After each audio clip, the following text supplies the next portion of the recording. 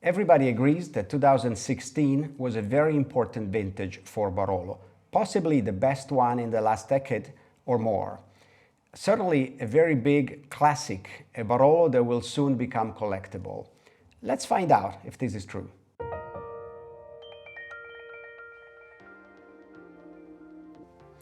"2016 is one of those years when nature seems to be on the producer's side and do all the best for them, which is very lucky. What I remember is that the winter was rather long. It stayed cold until March, but then the spring picked up, it got warmer with plenty of rain. And also the summer was a bit late. So what happened is that the vegetative cycle of Nebbiolo started late and was kind of procrastinated in time. Then July and August became really hot, but not extremely hot like it has happened often with other vintages, even 17, just to name one. And September was very normal, but Nebbiolo remained kind of backed up in its ripening, and it drove to a late harvest into the third week of October, which is fairly good because Nebbiolo had time to lower its acidity level, in particular its malic acidity, and raise the level of aromatic complexity. You see, it is very bright and deep. Normally we describe Barolo as being garnet red, but this is more orangey, so it has a very particular deep tone of orange.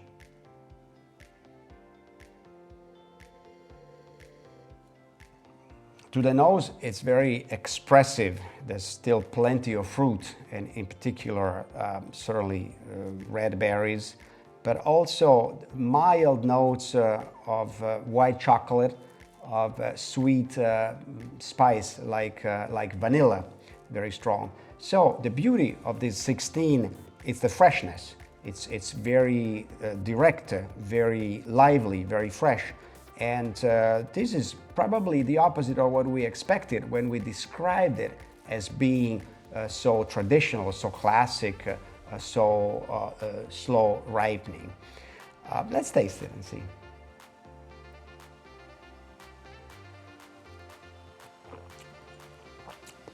Wow.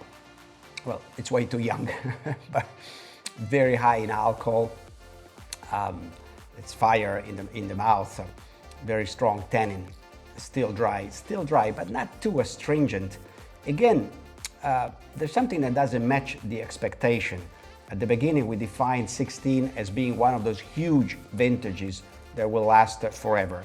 But in fact, we said that the color is very orangey, that the bouquet is very fruity, and that the taste is not too dry, not too astringent. So is this a contradiction compared to what we said at the beginning?